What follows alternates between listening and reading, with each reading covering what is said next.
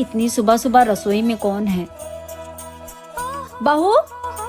जी माँ जी। तुझे नींद नहीं आई? क्यों उठ जाती है सुबह सुबह? अपनी भी नींद खराब करती है, हम सबकी भी नींद खराब करती है। वो दीदी को कॉलेज जाना है ना, तो उनके लिए खाना बना रही हूँ। सुबह 6 बजे उठने की क्या जरूरत है? तू 8 बजे भी उठ के उसके लिए खाना बना सकती है। माँ जी, दीदी के लिए लंच, दीदी बोलती है लंच में मैं घर का ही खाना खाऊंगी, इसलिए मैं उनके लिए खाना बना रही हूँ। अभी इसके बाप ने घर का लंच का खाना खाया है जो ये खाएगी? बड़ी महारानी बन रही है, अभी बताती हूँ इसे। रहने दो माँ जी, आप दीदी को कुछ मत बोलो, वो बुरा मान जाएंगी। अगर बुरा मानेगी ना तो 2 थप्पड़ मारकर सीधा कर दूंगी इसे। तू रुक जा बहू, मैं अभी इसे सीधा करती हूँ। और तू क्यों डर रही है? तुझे डरा कर रखती है क्या ये? नहीं माँ जी।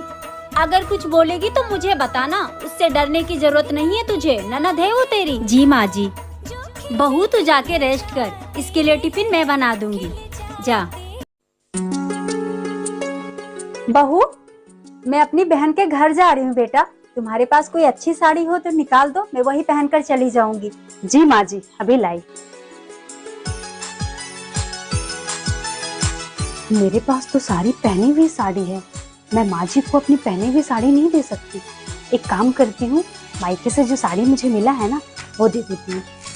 माँ जी, ये लीजिए साड़ी। लेकिन बहू, ये तो नई साड़ी लग रही है बेटा। हाँ माँ जी, आप अपनी बहन के घर पे जा रही हैं, तो मैं आपको पुरानी साड़ी थोड़ी दूंगी। धीरे धीरे रंग सजा के तूने कर दिए। मुस्कुराइए ना, क्योंकि आप मुस्कुराते हुए बहुत अच्छे लगते हो। यस, अब जोर से हंसिए, क्योंकि ये मजाक था। भाभी, मेरे लिए मैगी बना दो। ठीक है, मैं बना देती हूँ।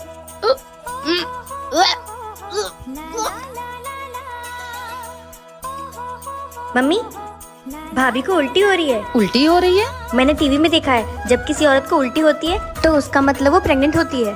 रे भगवान, आजकल बच्चे टीवी से पता नहीं क्या क्या सीखते हैं। ऐसे नहीं बोलते पागल, जा यहाँ से। मैं देखती हूँ क्या हुआ है बहू को।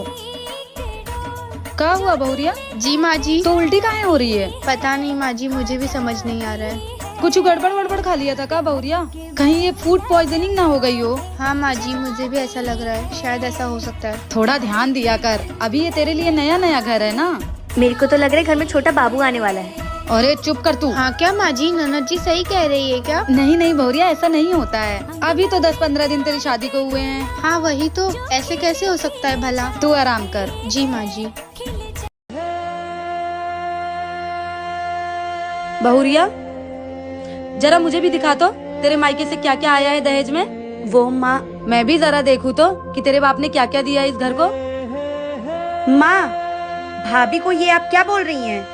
एक बाप ने अपने कलेजे का टुकड़ा उठा के दे दिया और आपको दहेज की पड़ी है। कभी सोचा है माँ, अगर कल को यही सवाल मेरे ससुराल वाले पूछेंगे तो आपको कैसा लगेगा? एक बार आप भाभी के बारे में सोचिए।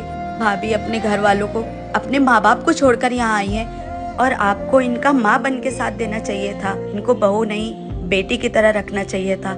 और आपने इनके साथ क्या किया? इनको आप और तकलीफ दे रही हैं।